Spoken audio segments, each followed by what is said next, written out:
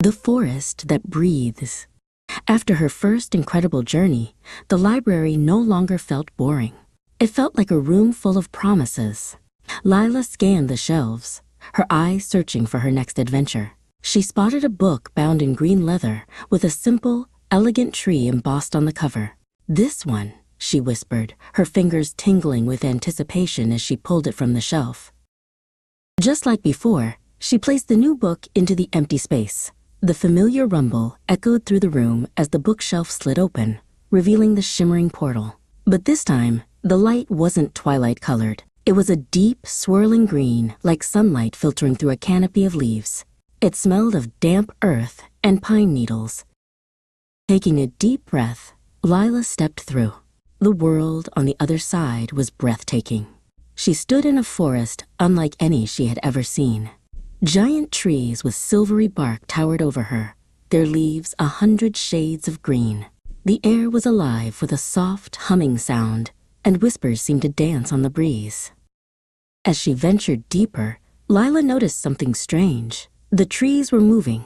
It was slow, almost unnoticeable, but their branches would gently sway and their trunks would shift, as if they were breathing. A little unnerved, she sat on a mossy root and opened her notebook, trying to sketch the shifting landscape to understand it. Suddenly, a tiny, frantic sound cut through the humming of the forest. Flicker, flicker, buzz. It was faint and desperate. Lila stood up, trying to find where it was coming from. "Hello," she called out. The only answer was the rustling and whispering of the trees, which seemed to grow louder, making it hard to hear.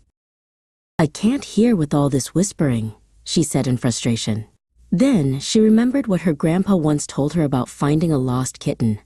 Sometimes you have to listen with more than just your ears. Lila closed her eyes. She blocked out the deep rustling of the big trees and focused on the tiny, high-pitched sound. There it was again, flicker buzz, clearer this time. Following the sound, she pushed aside a large fern and found a strange, trumpet-shaped flower.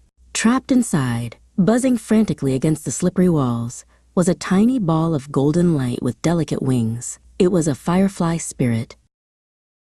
"Don't worry, little one, I'll get you out," she whispered.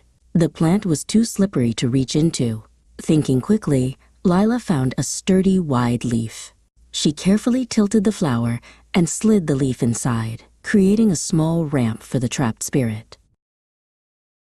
With a final, joyful buzz, the firefly spirit zipped out and danced around Lila's head in thanks. Then it flew ahead, pausing every few feet as if to say, "Follow me." As Lila followed, she noticed the whispers of the trees had changed. They no longer sounded distracting, but gentle and guiding, like a soft, rustling applause. She had learned to listen. The little spirit led her right back to the shimmering green portal. It gave one last, bright flash before disappearing into the forest. Lila waved, clutching her notebook full of sketches of breathing trees and a new firefly friend.